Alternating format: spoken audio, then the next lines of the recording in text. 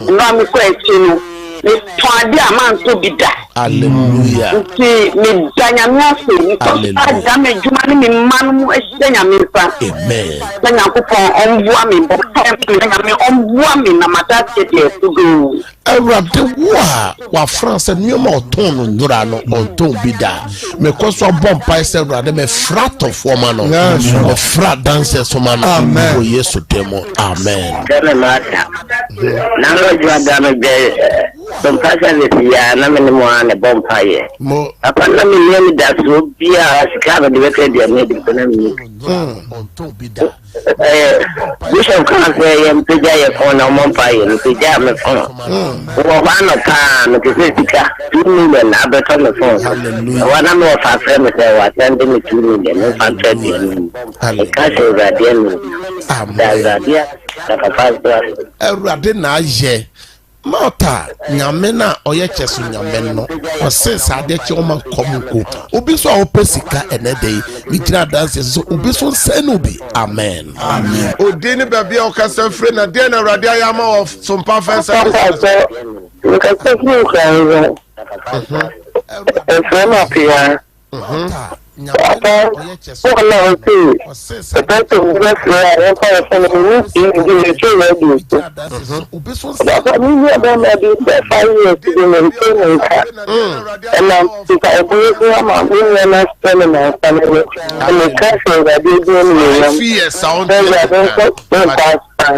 hallelujah amen odini baby o kasa free na de na radio yama of Sompa fence services so pa cha ga ye no ka skin koko ye radio yama ni service when dia me no bo pa ni ko duma e radio pe na duma e kunu strong say ko dia duma na person o man ni ko so ensa o man ni ka se ni ni pa fa ni duma Awurade nkoso ma na basanya kese wo so no wadwuma so awurade to nhyirensi no go so no wadwuma so amen hallelujah church odini baby o kasa free na de na awurade ayama o Sompa first services so Bibia pois o tira como labra como é doce que não me bom pai no Bibia no ana pinta ya maniti na me boa sa na me kai so no me da me teku so me fa bi no mo ya ma mo wa no bi kimi ne sel ba na me na oguso a o ye ne so adwuma hallelujah amen shawra densa nyankopon kosoa ma danse ne senchene nyawodia amen odini baby o kasa fro kanti kana de na awurade ayama papa na chome kasa free wa my friend Khalifa papa de ya de ayama me de nam ni statiki first service ne Ceder awe me me kasi me bose manyam kwaje na ayare sankete me haye me yana manum nsuo na me nsuo aguso eno no de ye bonus eno kuna de bibiri na de me kasi me bose enne enam sa Sompa program nti enne manyam kwaje ama me kra da mo ase osro abofo pempem de awurade hwehwe no no osese uye nyawiase agapade nyina kra ne enne kwaje ya okwa awurade me de wakoa na ni fiefo ne manyina dosu ko o Yesu bojem awurade koso abom ho ban praise God hallelujah papa odini baby o kasa free na de na awurade ayama o Sompa first awurade aya de kesi ama me nai na me ni enante ape na me num nsuo ne saa anaji mante ya obiara hallelujah HCC ultimate nante papa choy hallelujah na ma me kasa flavor me kasa flavor papa me no bompai awurade a wakai wafra wapatapa ho dia kabia awurade nyama amen Yesu demo amen papa choy me kasa free papa choy me kasa free techimai papa choy me de ma bra papa choy na me mo Sompa me de dia de semeno so de dia de semeno so eso me follow me da de menina chiko enti oba bra na obu didi won Me pacho papa. Anso se ni nyina ajai. Papa, me ni kwaya fa so ajai. Powerful. So perfect service nyankopon aka wo. Ma bra me suma Awurade asem ba wo chen. Awurade waso mu a wahye wo den no. De oye ma suma for Paul no bi no wa yama. Me bompa se wadansie bi aka no wakoma so de bia nyame nyama. Yes to them. Amen. Amen. Udini baby okase fro na de na Awurade ayama wo Sompa first service. Atabidinde banedi. Pato mukate na guponse uma minindie. Nani timi sia ye. Ba ape ko abdo menye mindie. Isi mitwi echa. Wow. Na do me bompa ya de mount Bible say ka obi nyansa yemi say Awurade nyame a ama o kakai honhom no me bompa say de aka bia nyame nyama o ma wo fira domo enko adomo. Amen. Amen. Tacho ye frɛ ma jo me kasa free ehia. Oba se me de ne mo nante ye. Nyame aye bebre ama me. Me pamo ade djuma na busu. Hallelujah. Ka se Awurade ni mo nyam. Me no bompa ye. Awurade a Jesus. wase yensa na djuma so ene ye nam so ye bedidi no. Awurade emma wo na oba wo shop nyina omontua wo ka. Me bompa ye sre sika inshira ma. Nyame ma wa dance foforo. Amen. Amen. Praise God. Hallelujah. Udini baby okase fru na de na Awurade ayama wo so ba first service. Pacho from my job is na krana me kate. Na me na man me tifi na me na matifi. Nso ya daro ma ne de mitumi na me ka wo hye ade no nyam. Hallelujah. Hallelujah. Eche so untimi na to unante na wo tifi form. Anso so insure ya ishira so no o yusu so timi nante. Me do hye Awurade nsa. Me do hye Yesu mojem. Nyame kosoa ma wa pomoden e wo enkran ho wo Yesu demo. Amen. Praise God. Hallelujah. Me pacho udini baby okase free na de na Awurade kasa fi akra kase Awurade no nyam na me namana me tifi me nama enne me kase Awurade nansi enne me tumi nantiko ekoba timita Awurade asewo. Hallelujah. Because we bompa ema nyankopon afran se akra ho nyame nkoso ma wa pomoden wo Yesu demo. Amen. Praise God. Praise God. Hallelujah. Me pacho ade nyame ayan me say me na me banyam na ya na me frɛ e de ka kyerɛ mo nyame adom nyame asoɛ na asonde na ne 2 weeks nti me da nyame ase se wa fie me ba. Hallelujah. Sompa first service nyankopon asoɛ oba na asundwemo. Amen. Me de ode baby no share radensa. Amen. Amen. Udini baby okase fro na de na Awurade ayama. Pacho ye frɛ me ma adwa me kese bo. Papa, the Radia man is the first and media that's a mania. Didn't you share? No, what this year, and then he started a yenia. And I get for hospital, almost or better glass. Papa, this year's name man a glass. Yeah, you left, and in the problem now. One day, and I didn't call you, yes, name in the last 2 months, net has no full review. Review, no, the quiet sister and new surgical. Yelenisia and many right no kata right now let's no phone she Japanese a glass and last month the Maya had a poye na me you na ya na bomb pay gusto and I ku ni tibia mi na me ku ni last month the Maya had a poye me didn't poye ya didn't buy doctors for now bon si mama yanko po mo si me banina asase eba en kasanga ya si sinfikasa. Hallelujah. Hallelujah. Awurade na wahye nyuma papa sɛ me bompa de obana ni ne hyɛwurade nsa awurade ma no nkɔkora wo Yesu demo. Amen. Amen. Udini baby okase free na de na awurade ayama. Amen. Francis okase free fantastic akon. De na awurade ayo papa. Me dane Sompa first service no.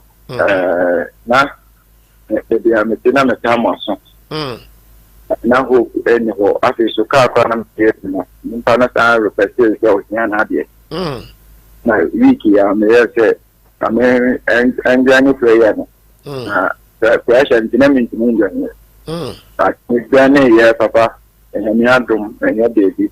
I'll be adum baby, so I'm quatna. Hallelujah. And I feel so no, under now, me move and I so no. Hallelujah.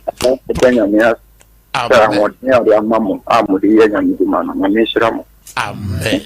Awurade me de wakwa wada ko shewrade nsa problem no ba mi no anso awurade wasolve dem bi ni nyina mo me de wo shewrade nsa nyankopon koso ama wadanse bosome. Amen. Amen for fufuro. Praise God. Hallelujah. Oba padie na awurade ayama wo Sompa first service no so. Bachiraye enyuma bibra mami. Me friend say ni mba ye ko your appointment na uni mompae. Nyame adom uni bompae ko e sak ntini be nyame ase. Hallelujah. Mo ka mo sak visits no. Hallelujah.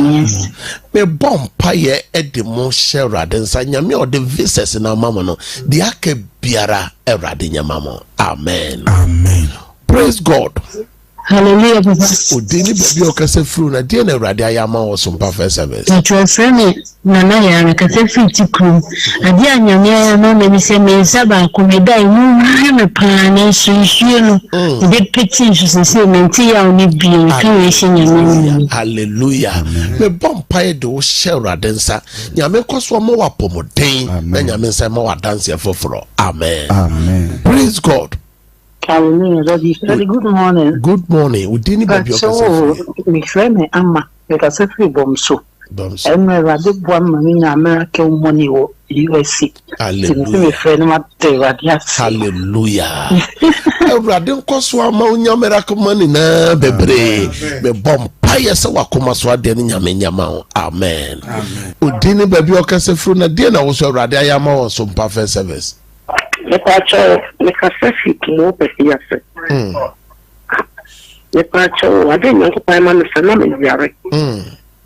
Me yare pa no de to si de nyanko pa me. Mo na me ho mo faso asame yare o Yesu din. Hallelujah. Awurade wa wasa wafra yade no. Yese dan akoma so bi awurade yema no. Monfa dance so mmerɛw. Amen. Amen. Praise God. Hallelujah. Papa udini baby okase free na die na awurade ayama. Because free kentin krono. Baba na me yare. Na me de tu mi se me yare. Na me na mpa boy so asame yare. Dan den na e bompa ese. E wan boy ho ban pa ani boy. Na me na so eji free mu. Hallelujah. Because wa bompa ye se nyame se ma wakoma so dance e bi. Amen. Praise God. Hallelujah. Udini baby okase free ma men na die na awurade ayama wo Sompa first service. Hallelujah, papa. Ade na me aya de ebro adwene ntiaso so. E pa cho me ka za free akmenim kokoben. Na e ti ya me start ya me mo bon kai. Le so ade ne ento. Pe se nya me ayi ma to. Me ko si wa ye to. Hallelujah. Hallelujah. Amen.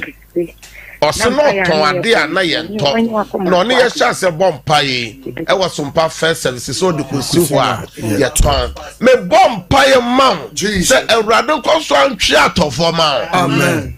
Awurade se onsa na adwuma so ena obehira onso obetimi afre eye 0557 000967 ena ye mame fofofo. Praise God. Hello.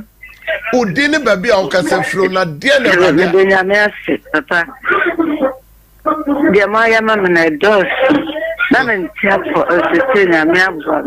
Nyame asa ya de wo Sompa first. E wo Sompa first service. Hallelujah. Me bompa ye se awurade ma pomoden no enye kese wo Yesu demo. Amen. Praise God. Hallelujah. Kanti ka udini baby okase free na dia na awurade Me pacho me kasefi dia kwanta.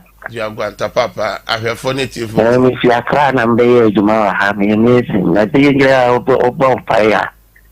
Aya me tiu. Na onya ko pa hata free on ton kwandemo. Amen. Ama me nyama yira ko from. Amen.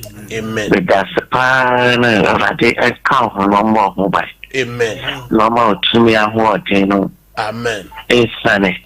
Amen. Ewe Yesu Kristo Nazareti. Amen. Amen. Papa me de wo shawra den sa odua nkwanta 2026 nyame babonye kese wo adwuma no koso a emfiri adomo enko adomo wo Yesu temo. Amen. Odi ni baby okasa frɛ na de na Awurade ayama wo Sompa first services so. De nyame ayama me wo Sompa services so ne sɛ na me ne me kunu ntam ye entokwa ne akasa sama anya ntokwa anya bufuo. Be fi se mi tie wa asem ya me ne wo de bompa yi. Yankopon na mo so ayen senche ni bebre. Ene de ebufu kura nyi mabufu biem. Hallelujah. Timesu madansi di. Amen. Praise God. Hallelujah. Odi ni baby okasa frɛ na de na Awurade ayama wo Sompa first services so.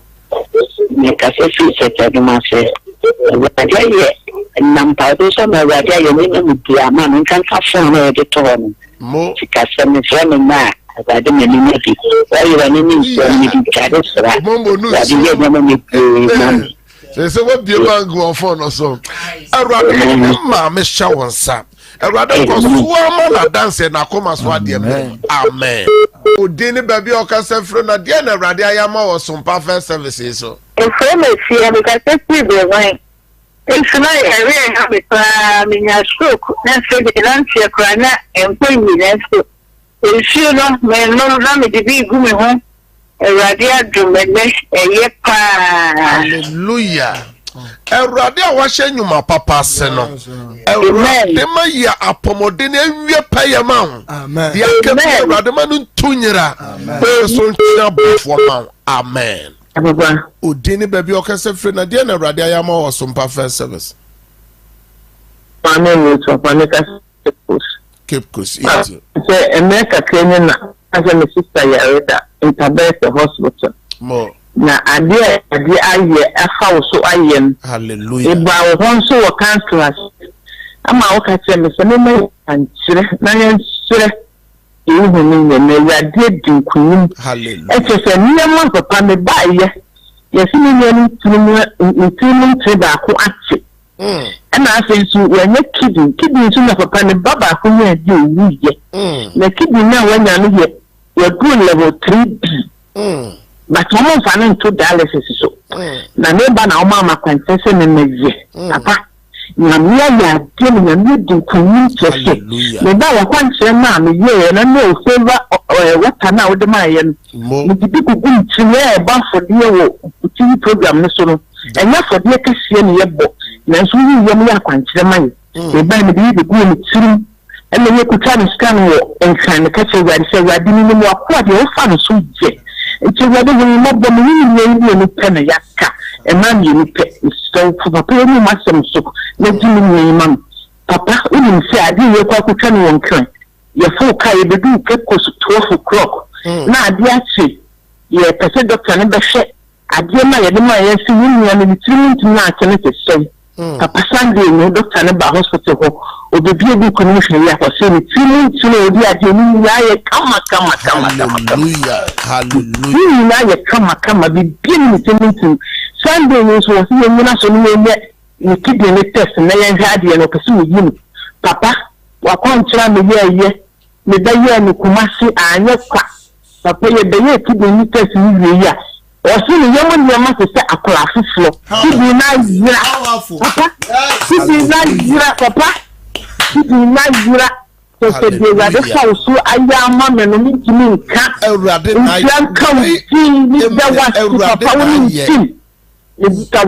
when your friends are beyond medicine intina atete no nitimu no nyame na toa ose oyeye yade safo me gira sa dance se uso wo yade nyame nsa wo yade amen kidney nyankopon restore the kidney wo yare sa yade ni bi nyame nsa wo de na ma amen praise God hallelujah odini baby okasa fro na de na Awurade ayama wo Sompa first service Awurade ayama me say na me ho family yare this Sompa program here was family. Hallelujah. Me bom paye do Awurade nsa me san fra dance ma akoma so dance amen amen praise God praise God Hallelujah. Udini baby okase free na dia na Awurade ayama. Sabi Sego. Lidinge na ready. Sabi friend. Ipate na kuponso oma minyasa ni nimdia. Lidi Sompa service na oma minyasa ni edia miti. Extra eza kicha. Hallelujah. Awurade me soma wasem come wafase nchen. Ewo tabum Awurade kosoa na mane nimdia ni nyansa o maame ne o papa na hwefo so hyira won o fa nhwe no amen odini baby o kase fro na de na Awurade ayama o Sompa first service ye fra me ma je wa me kase fro amekom me ni Sompa first service wi esum no ejumadi bia edi bia ekoso kama Awurade nkoso a emoaye Awurade me soma wasem ko ofranche kosoa na mana dance na juma sem ne ma enye amen. Amen. Praise God. Hallelujah. What's Odini baby okase fro na dia na Awurade aye. Accra nyame. So this week in the to one so ban so na people no prepare adwuma. Mo Yesu adom factory bi afa no. Hallelujah. Awo mo ye nam adwuma. Hallelujah. Nti se me hwede Ceder na me ayi a bosumu mi ode nakọ akodu anya fi akọtinem anya pipa anya factory adwuma na manka ntwe dia na mayoti afu. Hallelujah. Amesara me koswa sre nyankopon homboa ne nyankopon ho adoma one oma onyame goso a oye adwuma oma wadanse o soso a wotie nyame ma wadanse no bi amen. Amen. Praise God. Hallelujah. Dini baby okase flu na dia na Awurade ayama o Sompa first service. Hana we prepare no and then last week anadwo da wa dem things me better ni na bokutiri ma obi te me for attention na no why si na me friends you na me pompa ye na me se Awurade wa ko akase so the man na me bi sirano da within seconds to me then seconds na ni nyina ajaye when you kind of say attack no anajo bombo no me bompa ye mawo ono ban wotema ho se nyame bambo enkoso anya kese ma nyame nyemu frobo no for the same amen. Amen. Praise God. Hallelujah. Ma me udini baby okase fru na dia na Awurade ayama o Sompa first service. It's a free and get your market. This is the never ayama. Na me banya de dia bi ne me guna san kuye ne me so Sompa ken ko ga de tan ko ya ko de dia so ne ko tan ba na me Enti sabre oba na opeye fudie na sese nyame ama na anyem. Ni akasa na me don se de so ga de so na su. But why I said you 7 years. Nyame kunem. Mame no bompai. Awurade 7 years ane beya pay fudia ode no ho so Sompa first Awurade de nyinsen adom no me bompai se Awurade mo no ho ban na onhwe na sundwem wa France se na oton ade a na yento ne ye se ojo Sompa first service oton ayeto me bompai se adanse no me fra adanse mamo yakopon koso an kaimo amen yeso demo amen. Amen. Hallelujah. Udini baby okase fru na dia na Awurade ayama o Sompa first service kantika Papa the family keep at the football because every you to live up mo apart from that year mania I think about couple of weeks ago the dog kruha my year car was to about since me guys are telling me and I could be the year you know you to live free that get Adam non cause of because the man I feel the dance here I mean I'm going to be to say I receive it in the mighty name of Jesus. Jesus. You could do it no I manage about on the is it a million more about you? May more inside that. Inside insurance and do not free. It will need to be home. The minimum say, we never are canoe. In fact, I tell my wife, so the 2 million, we not 30 money. Let's just be out follow Sompa first service. Yeah, the 3 be a friend. Bye. And I said, yeah, I told be an abba. hallelujah nipa na efre no doso enti eya okoso afra koso me no bompae awurade a wahyem numonyam na wayi wafri snow no so na ode wagura adwuma no inside yesesa nsu adwuma san kan free etua ka na osu adwuma san nyankopon no me bompae se de aka bia wo UK abonte Jesus awurade onyama boso me san fra dance ma wo Yesu demo amen amen hallelujah papa odini baby a o kasa fro na de na awurade ayama wo Sompa First Services so papa your friend Marcos me free F-line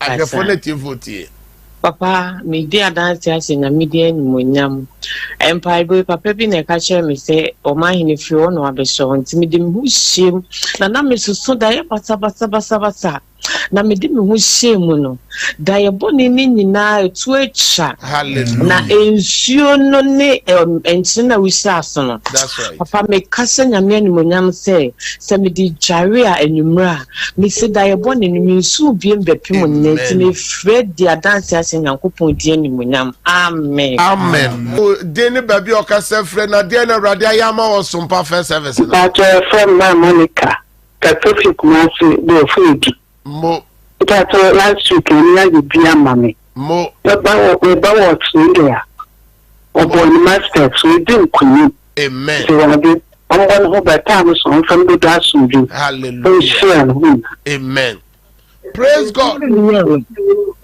God hallelujah udini baby o kasa fre na de na awurade ayama wo Sompa First Service nyame aye bia ma me pa ibra me no bompa ye no me yem no me kinta me nsanka pa bonum akenka se nya yare hallelujah yefuya de na etun twa wo so memabium amen kentika udini baby o kasa fre na de na awurade ayama wo Sompa First nyankopon ayama de nyankopon ayama me ados bebre ntin kafete na me wise mo honam nyina twetwem bet me start Sompa First Service ni nyina teko hallelujah o se no first na honam nyina hyehyɛ no and so follow Sompa First Service se say ahohyehyɛ ni nyina akɔ me bompae de wo hyɛ awurade nsa nyame nkoso ma ho ban na o ma wa dance amen hallelujah udini baby bi o kasa free na de na awurade ayama wo Sompa First Service I'm trust in free amasa no kuma hana le follow no pesa de kuma na aye hallelujah o se na nakoma ye ne heart aso ye ne bomb pie no se di akoma no eye amena me de wo hye Yesu mogya nyame nkoso ama wa pomoden amen praise God hallelujah odini baby o kasa fro na de na awurade ayama wo Sompa First Service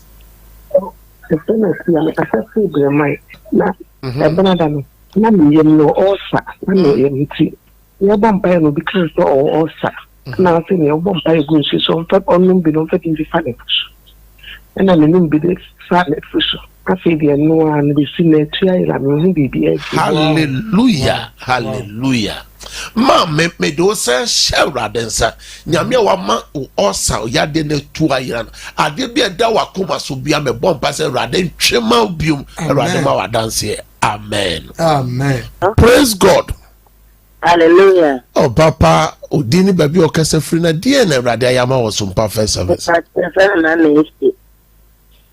mama efe kasa free mama efe me feel some me no starting pa be ni me awurade ayama na hallelujah yetio ni awurade ayama me na trade awurade ayama me ade betia ka ba ko pe die na awurade aya wo hye na nimonyam awurade ayama say yes I say me the roof and so me ditu awurade akala atumi ni na mewu na mde tware bompa e man na dintimi da so hallelujah awurade me bompa e de wa fra na shawrade nsa onne wabusua mama efe nyame mama ho masem amen praise God hallelujah udini baby o kasa fro mami na de na awurade ayama wo Sompa First Service Mpacho for Mammy Dukin will throw Cape Coast. Cape Coast. That, they are in your as you can say, I'm for your time until the mood to you than your mercy. Nadada, I mean, I'm afraid there, most so ill all day. Yamina doom. Nyama adasu wecha ntana pengi ha makada enyaman kanyame amen tuntu mukanyame kanfu kanyame wada waye amen so ndia ntada mu defo mu pro nyame ya beka hallelujah amen kepso me de wonu wabusua o ma shawra tensa da ye boni woda ni to atwa no awurade bia adom pro ni shira proma amen praise God. Hallelujah. Obapa udini baby okase free na dia na Awurade ayama wo Sompa first service. Pacho me ka tuta da robe, o dia da robe me Kristi. Ida da me so me man ni ya le omo anya kupo ato. Hallelujah. Amen. We suma Awurade asem se nyame nkoso amo mbofra no ho ban mo ma pomoden wo Yesu demo. Amen. Amen. Praise God. Hallelujah, Papa. Amen. Obapa ifa no kase free na dia na Awurade ayama wo Sompa first service. Papa me kase free asante chingwa so. Ye fe me se wa. Papa fi se me no bo mpaye. Me tonwa ye ho. Hallelujah. Me denyamia se. Amen. Se me sister yale. Ntino na makare mpaibu. Mate. Me bompa ya se nyame a oton aye tono onko so ama unsa na dwuma ne ye o sister so yare no Awurade nsa ne yade amen amen praise hello udini baby okasa free na dia na Awurade ayama wo Sompa first services na to me ka tanta mo ye shebe na ye bompa le dia no na no chinan e suman mo ye na je to na tin to akra na me fa wa yi no shiri bi ye fa ya le ko la pa na mi ko ani on pa bo a o ba mai ti ni te da ni ya le na me afa so asem ya re tu ko hallelujah Sompa first service nyame ye chuma amen baba so ya so ni ga pa ya bompa matepa praise God. Hello. Hallelujah. Udini baby okasa free. Pacho mukasa free ateku. Dia na Awurade ayama. Mi follow mu no. Nyame ayi bebre amame. Ine mabusia. Mo dia na Awurade aye pa o follow Sompa first service o ka ade ba ko pa dia na Awurade. Na me yare.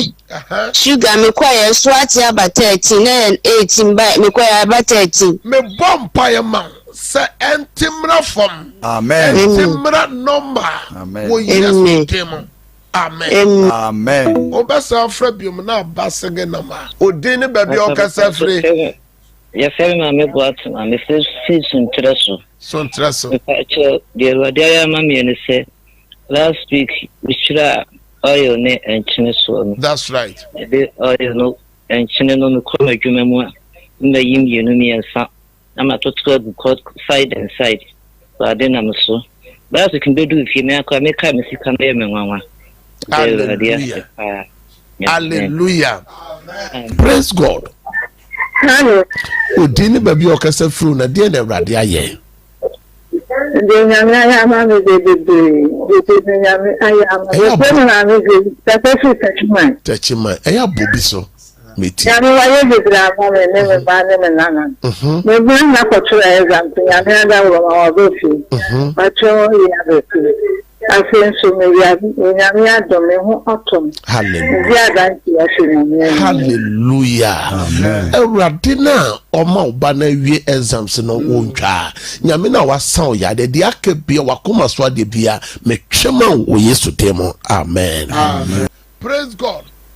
Hallelujah. Udini baby okasa free na dia na Awurade aye no Sompa first services ono. Be pa cho be kasa free bobo. Bonwire.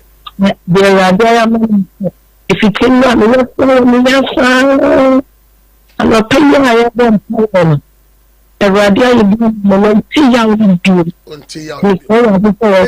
Those who call Yesu mojem ya no mabiom wo Yesu demo. Amen. Amen. Praise God. Hallelujah, Papa. Udini baby okasa frɛ na dia na Awurade ayama won Sompa first services so. Papa me dey fear Jakuma, me fra boso. Papa me yale pa se. Nense a me di mo chi a me no bompa no. Na me adawroma. Me ho ye papa pantimi da nyame asepa. Hallelujah. Me sa bompa ye ma. Say ya bia na en asien tukura. Nyawa pawo de na fa kwa wadwuma so. Amen. Hallelujah. Hallelujah. Bawonsam wo fie ho bawonsam Awurade Nyankopon. On sa Sompa first service. On sa nyame ye adwuma. Sa me ka kire wo. John Sompa first service. Na also be dia dance. Amen. Mo ena homache mo pese na dwa dai ena ma de mo pese ye ne mo bompa ye no.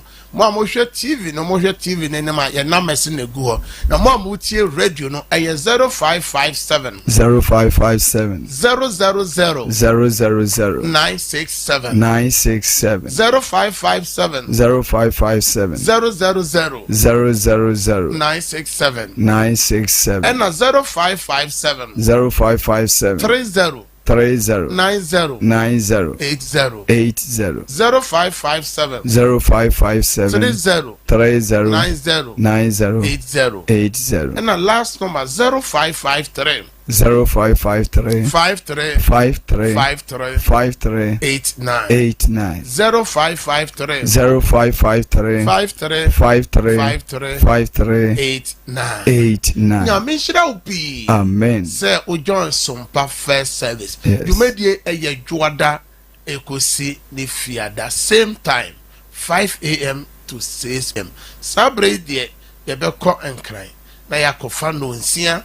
Kasia bono e de abro na sabro pese me no bompa e gu bibi so a eya me bo fon so mpa e selfon eno obibi o pese me bo so mpa e ma me no bompa e Awurade obibi a wapeja ne phone Jesus all trying say ye test no yes Lord ye email no yes Lord bibi all trying enya maaye yes Lord obibi all trying call bi all trying sika bi say ye mfre no enya maaye me bompa se nyame tumi ne nyame ahoden eni muaw na de ohwehwe na onsanka ye wapeja nsuo ye wapeja ne CV the documents the all appointment bi e bi kwa koye screening the bompa se nyame ahoden ne nyame tumi na mamune nkonimdie onyame ka ho ena ba bibia okobia ensi we nyame ka ho amen ena dai me ma odi shira se fako unyuma so bibia opie bia fako. Have a good day.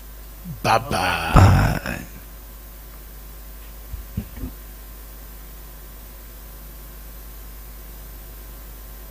Wante unipeduase a wote ayaresase esono se wa pomodin ana esono se wa hoden yare bia woni efri timenu maduro abra wonimi yare no kofa bai we eye 21st clinic yenyina so a ye de sa yare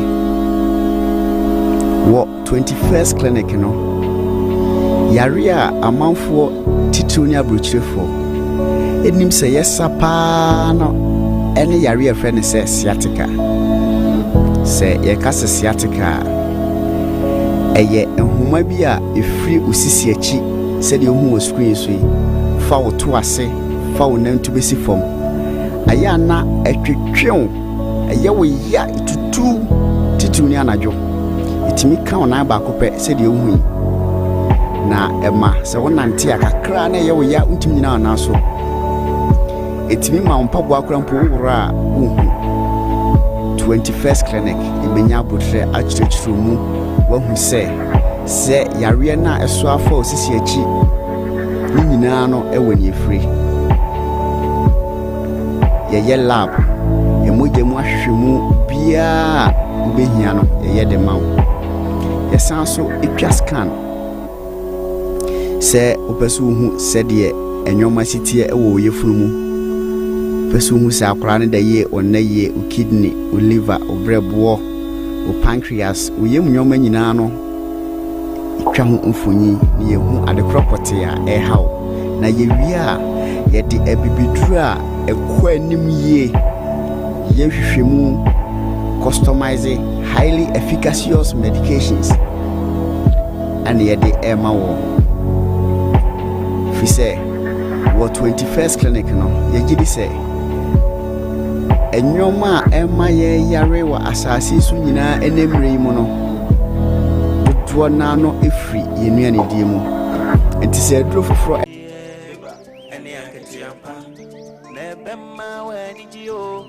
Sabra boy mo dajini ina chosu na udia unya bemma weni tie na ketia panso kamu ema ketia pa awa fidi ne to Sompa FM TV why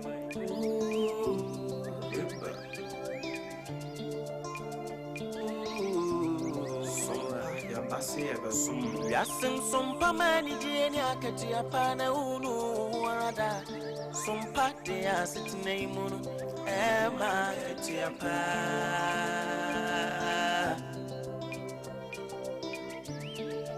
Ye no mai munsam akudi munsam yina ne kasebo Biji sam ni jasu sam yina Sompa de abama Sompa FM Emma Ketiapa, Sompa TV, Emma Sompa TV, Emma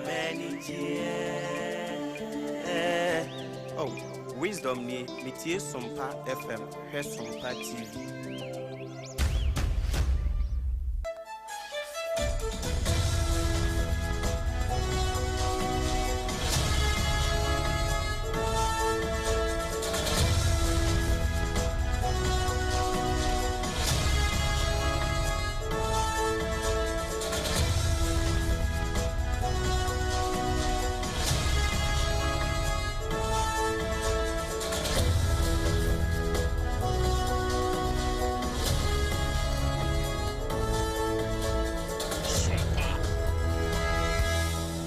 Sompa Accra.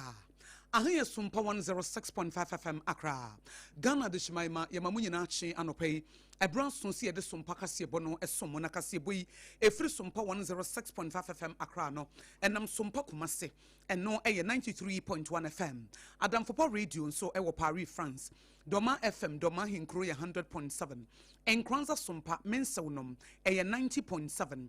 Tachima Sompaya 106.1 FM. Sunyana Sompaya 98.9. Kingdom, a Mankasim 106.1 FM. Kanesh Urban Radio, so I Kaneshi Market. Decoder so baby a radio or no ye Sompa FM. Your Facebook page and what like and I will share. And no a Sompa 106.5 FM. Accra, Wobahusisia.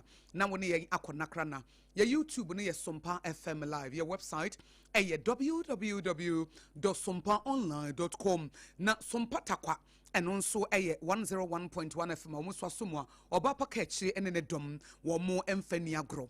Ye come say Nana Kojesi Company Limited Watuma Densi Huniama. And na ye come for Ediama Anopay. Nana Kojesi Company Limited, see a Densi Huniama Shasi Quaye, and a catchy and a war. Leicester Ghana Limited, Eddie Young Street Pace, and in the brush abba. And also, what did you see? And also, to me, ma will see a quay and a chesa was seno, one yana bro and unti ye come for Eddie Amawa a quay. Not near one also so Edemo a Midima for Herba Center. Not Midima for Herba Center. Dr. Tamu da so esme mo asonte sebra. Na one for time and to yare no so. Na one to us ye mouth is a yare manipa ye mobo. Pokwase Maira and wabon and se ewoho. And somewhere ye de Emma mo anopay. Dedi Makotino. Ebini Asante mantan so afford dia to asuafo eni mo se we nkwaye wo suku mu masaya de we mebu afu ma yese no wo mu nyae kra kumaka ena wo ka kire wo mo nanu achi ebekọ so ame interchange project ne abrepo junction de no underpass no na ne yesisi wo ho no ye de atomonim anopai free forward as for se monto mo bomma won titru mu a mo be kra ne ma afiri amanone na ye de besi poso aba no wo mo register wo icon ho enti montwa yansa what de said to Ghana boyanim se bosha wa hye mabuno no so be ma wo mo adwuma aye no boshe bi a wa hye bi ase ne werefia won kai na Ghana mabuno ebre ampa ene basare mabuno nkabomuko o mamu nyina wo mo be pa ho ntoma de kye na enkomo efiri a kire ba no ye de ba okase ma no pei ekoye fa so no aduane ewo ye krom ha se bia wo bidi bidie anaasɛ obi de gas ɛne nneɛma ɛkaka ebi kura de dua ɛne ade no ɛna ɔmo de ato dwa sɛ deɛ ɛyɛ papapaa a ɛnya nsunsuanso wɔ man no so no ɛyɛ deɛ fɛ no liquefied petroleum gas no a yɛka no LPG no afe yɛbɛkɔ amanane America mampani ɛne Israel yɛ sɛ nka wɔn mo kɔnte ase apam bi na agya nneɛma akɔyie na sɛ wɔn mo so ne wɔn mo ka bɔ mu nyinaa no adwene ne mfrɛ wo Benjamin Netanyahu sɛ hwɛ saa nte ase apam wo deɛ ɛnyɛ adwuma wɔse kɔpem sɛ Hamas obetu aseɛ no deɛ ɛneɛ wɔgyina mu tintintidinti yɛne yɛde kaseɛbɔ yi ɛsom mu anɔpa yi ɛyɛ me deɛ nyame ahyira no akosua ago abowagye wobɛtumi so afrɛ me akosua nhyira me ne me dɔba triple way man agya pia apam dada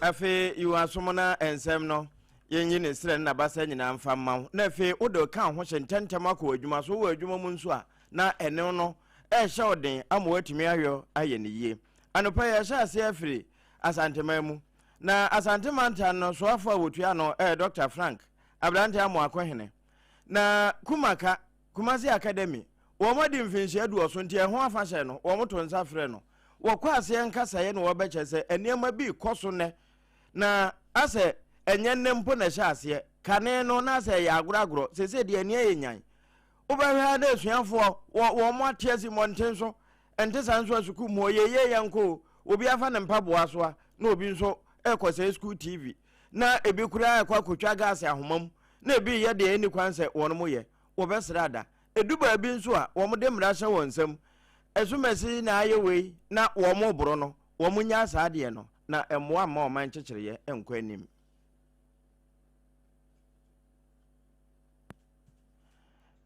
Dr. Frank Amankohene saa nkɔmɔ wei a wɔbɔ so no na yɛ kumaka wɔn mo mfinhyia du ɔso Do not assault your teachers. Do not vandalize your school properties.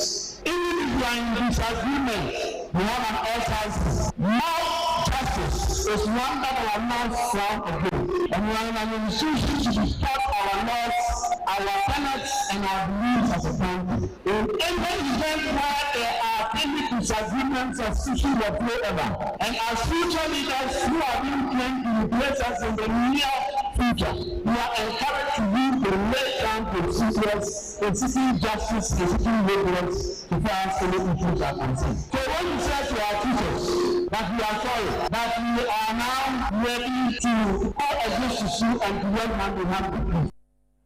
Yes, asɛm bisa fo hina asɛm bi pono na no de ekɔ so obo ase secretary na ɛka ho bi na wɔde etu ɔmofo na ba abedu gyina hɔ a wɔ so abi edemaye Meka wo se Sompa kaseɛbɔ na wutie fi Sompa 106.5 FM Accra na Kojije Si Company Limited eji ababa na Leicester Ghana Limited ya toothpaste ene the brush no eji etata na Midimafo Herbal Center Dr. Tamo Dasonso edi akagina mu a yedi anopa no nsie kaseɛbɔ emu ode emu osham ene bosome nwotwe ne de toso edu August 10 2026 yedi ema wo ye kɔ yenimu a yenim se Swami Interchange Project no ejira na so denden di omanfo ani abiri wokuma se project na ache dodo eti aban so ye na dwen se mema me ho aye ha efise se de ama adehye omotete krofrom omo kɔ Swami magazine omo so omo kɔ kejetia omo kɔ Abrepo Junction omo so omo ekɔ patase omo nyina enye nsunsuanso so for lie ho nyina eka obi a adewato etimi mia omo ni nyina no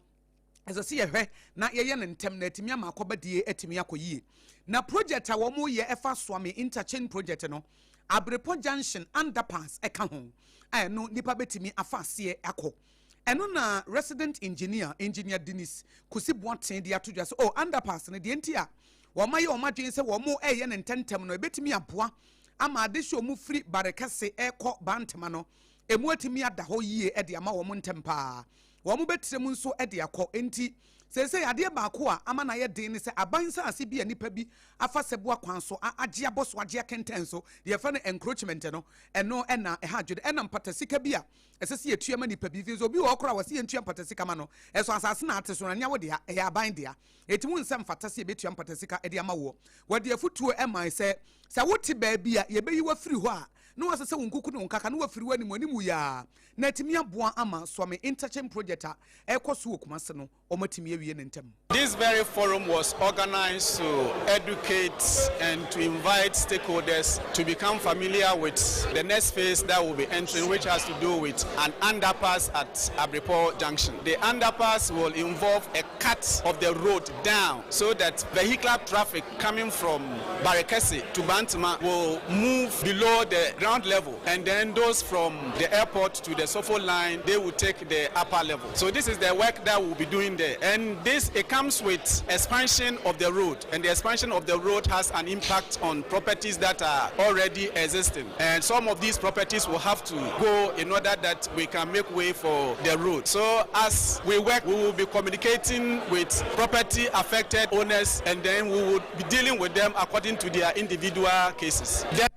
We a resident engineer Dennis Kusi Boateng womo enna womo ye dwumadie no meche so me interchange project no a Rango Construction Limited for na first wo mabetri so a womo tepenten kwa wo ho no se won be na ankran saa na womo ahye na womo esisi etu esika ma womo ne etua ne mom ade hye ne nhye ne nso se saa barekase de kwa bantema kwan no a enu nti womo eye interchange wa Abripo Junction no ebeboa enu nti wo manfo nyina nta wo machi enya de wo mo kyenche wo na ase na se beti sa kyekide na nte na emrika tente pa te se de abojata a wochia antelope opese wo we ne nam no sa amerika no opɛ de kɔkye no no saa eno mo bɛyɛ ne pepepe Sompa ekoba jese sempremo kase yebo no eno na no pɛ yeguso a ede somo 106.5 FM Accra se uchinchima ho na ade to na mom Facebook won so a no abo no a na wewurem na wode wadwenkyere won kanto so aba beto ase eba wo mo a yakra ne ma afiri amanone ana wo mo di firi oman mu kɔ no fakase no a ya na efa poso na ekɔ eno nso po na eda ho no sabi na hɔ kwa ansa na wo ne ma betumi afa so no ewo ba bi efa ba besi wo mo ebe ye ho adwuma ne ya hwese shepo kura ede ba no ne no ma yesen na ede ne ma dodo sen kura na eba ne ma ben no wafa ne nyina wo mo hwa ede ba na wo mo ye ho adwuma pa no eye icom so for na integrated customer management system na sa adwuma de wo mo register manfo eno nso ye mra a wo so bia wo kra ne ma no wo de fa ship no wo register na over register nso a eye wo mo a na ebreda ho na no na mpanimfo a kyase brede de tia wo mbesrada na we no e wo so wo mo bobo ankura nyina ma ne ma wo mo te ase na afi ehye fufuru ya wo mo tintin 2024 no sade ehon samte pa na we Ghana Shippers Authority penia woka asemi eye General Secretary edema Ghana Institute of Free Forwarders Paul Kobina Mensa ana no wosre. They are implementing registration of shippers, importers, exporters, and that they will link it to the ICOMS system where to be a mandatory activity. We met them this week, that is on the 5th of August. So we only ask them to do more sensitization and then also allow us, the freight forwarders, to really educate, inform our clients who are the shippers about this new development. And it will surprise you to know that even yesterday was another meeting that I attended, and most of them are not even aware. As a group, we are here to propose a date to them for consideration. So that is what we are here to do. In fact, at that time, we were even asking they should start next year. They said no. Some also mentioned 1st November. They said no. So we are still discussing to come up with the dates to propose to them. General Secretary, Edema Ghana Institute of Free Forwarders, Paul Kobina Mensa, na wakasa watches woman crofo no krado do nanti. Enti ebe hia se wombe ma ombre kakre enti wombe srada e wom se emra etechire die nanso empani entere bire no kakra ma ho meka wo se na nakwadwegye company limited ko ba simpre mu be ma ba no pa no nsia kase bo a Leicester Ghana Limited agene tata na medima fo heba center so egina kagina mu de ma wo anopa ni yekoye nimu a oman Ghana yepese yekoye nim ekwan yefa so no anuane ejakora ye de noa yedim se tetene ye nananom wo mukọ na wo makotwitwa plywood bi na wo mo ede aba enua na wo matwitwa na wo mo de aba wo mo ba na wusi wo mo de aba be ye nuane akire ya na ye dan ne ye de dan ebidie etie ne ebidie enu nso ye gina mu saa ene ye de aye aduane a akire ne san ba na ye se frɛ bibi LPG gas enu nso so aba jaframa no enu nso ye de no aduane ma na ye yie na wo mo hwehwe mu nyina na wo mo si wood no ye dua na ye kotwa firi nguram na ye de be hwehwe ho na ye de ano anuane no na wo de to bidie no ho na wo de to LPG no ho a de betimi abo wo ban de bobre mu ho ban na nya nsunsuanso wo man ne so no eye gas no eye jaframa no nanso wo wo krokasi mu nipa kakra bi ene di jaframa no eye adwuma wo wo nkrasin de ene gas enu anu se wada so kodwom anase bi okoto bidie no wode aba anase bi okotwaja ne ba na eno wode aba be ye naduane na eno no wo setoro bi ntutu efiri mu ba ne wisi efiri mu ba no ha adwene papa it is so my Ghana ye dan ye ho te sa bosoma kotre na ade ba ko wo se ha adwene so man mu ha ye wo petrol any diesel station be ye empem 9 4,000 petrol and diesel station nanso dodo no a wo mo nton LPG gas ni bi wo ho etu betimi edu filling station bi wosi bi amekoto gas no wo mu ni bi eyen kakra bi na wo enti amma gas ne kura wo pa na ayedin enam so ama Henos Energy wo mo founder awosan ye chief executive officer de makuo Henry Yaw osai what dia to just say esase yetimi fa kwa bi so na United Nations Sustainable Development Goal no 7 no SDG 7 no I no promoted your friend effective energy, sustainable energy no. Oh my God, yetimi de yehu wura mu na ho bamfa so. Eti ade ba ko mo pese mo ye ne se free bibi cylinder exchange point. No ubetimi do cylinder no aba na odi aba beje foforo ana beti umra ne afilisi wodada. Eti odi ne si ho anu atam na wode ko. Eno ye project bi o mo be ye ne yie papa na etimi de asoma de hye nenam so ama oh my Ghana afa na ntuma pefra. This infrastructure is a good contribution to the implementation of the CRM, and we hope we are going to see the 30 of them that Henos has promised to construct across the country. The feature of the cylinder recirculation model that makes it more safe is that there's no filling activity at this facility. So the likelihood for there to be an explosion is very minimal. And so consumers just come and exchange failed cylinders. And so in that sense, we believe this facility is safer. Secondly, there are guidelines for operating such facilities. And then Henos and all the service providers follow these guidelines. Said be ya o my Ghana LPG anase jaframa ho dwumadie betimi atumpo no na o man betimi afa na ntuma pefra no eno nanam so ama owura Henry Yaw osai watintim de atodwa se saa cylinder exchange point na se ye ne saa ebetimi aboa ama oman afa na ntuma pefra me ka wo se Sompa kasebo na wutie free Sompa 106.5 FM akra medimafo Herbal Center na montabri na ye tabri medimafo Herbal Center ansa na ye de beba so no momma yemfa na nakodwegye si company limited e ko ba simprimu na e ko ba simprimu be ma baseme mu aso nte se na nakodwegye si company limited se wo pese wo si dan a ahyase no e ko awieye no enna ebetimi aboa yi ankasa na se wo si dan no a na ubedrum finfin a wunwie no na eyaye aniwuo eyaye animguase eti project wa chance 10 years ni o ena still aye moso no ada ya ba ne say one for strategy anka ho strategy ne say enka wo ba na kodwete si company limited wan ko betu fo ko fa so si dan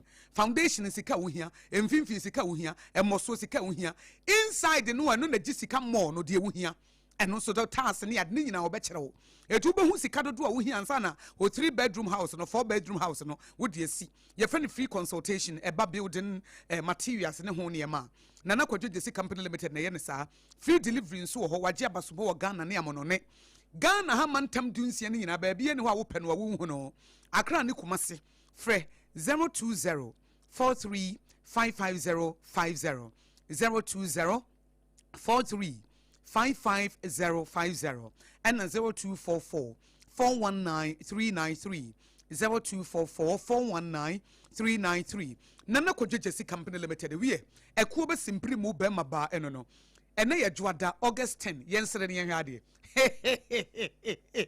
eti wa bosome nwotwe a eye month of perfection a wo senye perfect ndi eye wode bosome nwotwe eye month of perfection wonyame ya ade foforo wo se de enya foforo yi when you saw God is doing something new nyame ye bibi foforo na wo de wo se nya foforo yi eti eye wo fe eti wo se nyame de ma wo ya kwada wo maame no papa wo si fifie se fitaa pese de wo si so asi asene mesro enya hwe enka chi ya de foforo wo sim ma wo se nya perfect yas toothpaste and in a brush and I make come for my wo say wo se asene te se de o ba bi ni simi si asene ana se bi oni pieto white no aye brown no a ene ye me so use yas whitening no use yas whitening no ena se wo se ne yare a ade a chia na haye wo ya ade che na hatutu na wudodom ene yas hairbar no de eye adwuma pa ene bia wudodom etere bi kra wo hye da hunu wo techere maso eno de yas total care no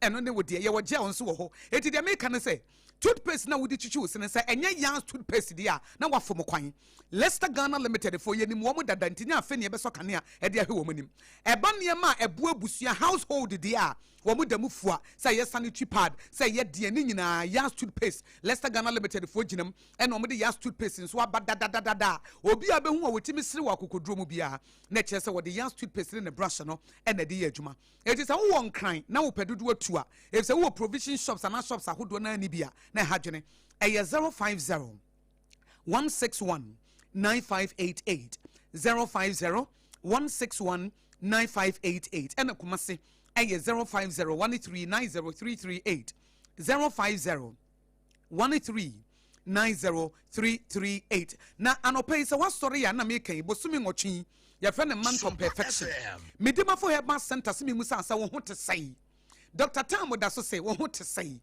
yare bia ne ho Dr. Tamo da so wontimi nsa gise ne ye wuo ne asie no na se nipa bi tiase ne yesi mubuo yare aba yesi obi tiase wonye sisi yare yesi obi tiase eye ni kotodwe yesi obi tiase eye diabetes yesi obi tiase eye hypertension obi tiase wo kidney failure obi tiase wo pawo obi tiase krankro yare obi tiase typhoid malaria se wo tiase na wo nwi kura bra midimafo herbal center wo besa wo yare se te clinic no mo da mufu asei wo mo ye number 1 midimafo herbal center Dr. Tamoda so wo ye number 1 tie di ni bi midimafo herbal center Dr. Tamoda so wo ye number 1 brane mfa time nto yare no so wate na ye ntini se te se wo won kan ha wa bebie na kache no na na obi frem se akosua na edan na si ho no eye ayaresabia na se ye obi manhye na me se ayaresabia no no se na dan na efesa no ene wo si abrosan editor said de kunam je he enye dan nko na efewu na ayaresan so wo fe eye midimafo herbal center eti wuduru ho atasi drivers no trotro no na mpoko ase ho no a obi ase poko ase mayira poko ase mayira poko ase mayira poko ase mayira midimafo herbal center poko ase mayira clinic papa woni tipen aboa bia bedo resade agisi osua preku na wo kuma senso na ebu akwa agogo ene government hospital ne nedu nhwani mum Dr. Tambo da so onyankopon ne yaresafo ne mu masase we so ne Ghana hade de nyame fa ne so asa yare no eye midimafo herbal center eti frɛ no na ne wabu buo no womra na wonante nyane fa baabi adwodwo no wonya yaresa eye 0244 774 282 0244 774 282 and 050 072 7215 050 072 7215 midimafo herbal center wudimafo honwa meka wo say aha ye Sompa 106.5 FM Accra Sompa kasebo ye homeso ye ba ye beto so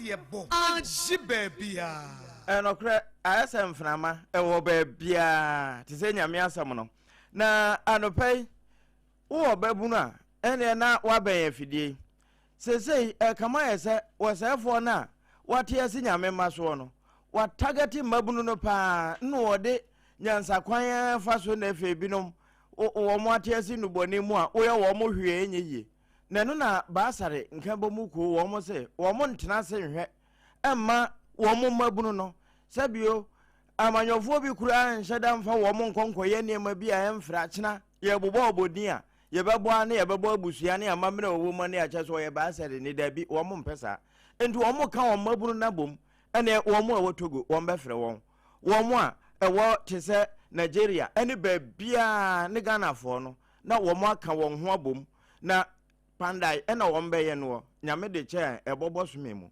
ne mu nchama ya woda no ewonkran owura said ya ntachi bala wone na na kan edi nkomo na wode mai Basari Youth Association countrywide, the whole Ghana. Afi yapao se yebeye Congress ewo dam Pandai ewo Northern Region.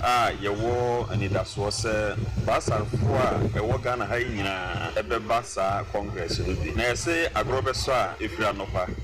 Enti ene national executives yaba Pandai ha yene local organizing committee atnasia yeye nhihye te yebenya committees omo behwe akire ama domo a ebeba no omo abetena ha ye congress na so mu ewie ye yafe na ye launching officially ya bodawuro akire Ghana ni piara oye basare ni se basarfo ma ye congress ewo Pandai from 18th of September ekowie 21st September ewo Pandai Northern Region ye baya na ye bepa congress no hontuma na yato nsafre yenuanum nyina ewie no secretary wono eda Basari Youth Association ye fra omo baya owura atwane bakawo wono nso de bi ka ho.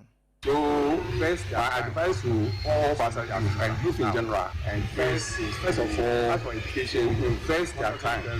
What about their future now? And first is to, as for education, also do what about our youth? Invest their time in education. Our future of Basari will depend on what they our learn from we and then our elders. So we are inviting them to join the Congress because our team is one people, one heritage, one future. Heritage is about what our grandfathers left behind, the culture and all those things. So we are inviting them to participate so that they'll be able to learn the Basari language, the Basari culture, the Basari unity and all that, so that in the future they can now be the people who carry the Basaris into the future as part of our.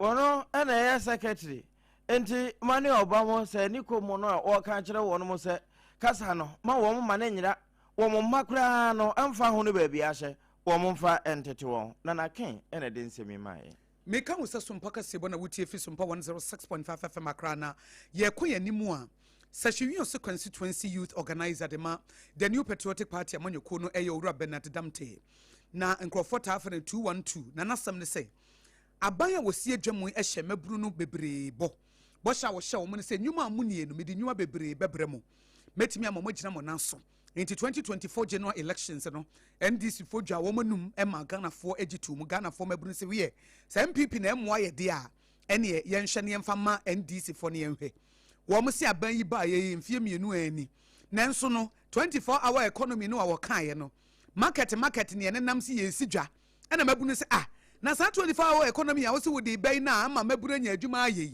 eti ba bia ye gina nie eti wo se aban ne se ne wura fi a wo kai no se won hwe na woni ne bosha so pepepe wo hwe 24-hour economy market here omusi ya sabio eya de papemom ehu hia enchen gender 111 hospitals na yura na nado start here went in area who say tanka papa every Saska odisi market complete 111 agenda 111 hospitals na already hospital be operate 24-hour service tanka nurse for doctor for cleaners say anko bia be adwuma ye 111 hospitals running 24 hours the nurses one ke betimi afa the doctors one ke betimi afa nemom ye de kwakosi market sebio oba severe so market ye di market day 2 times a week Tuesday Fridays after that ya tutum we Sackey constituency youth organizer edema the new patriotic party amanyoko no owura Bernard Damte na obewie no say agenda 111 hospital project no a abandada ne hyase no eyo man ne de na oman ne sika eti abanfoforo awaba no won to so no wonwie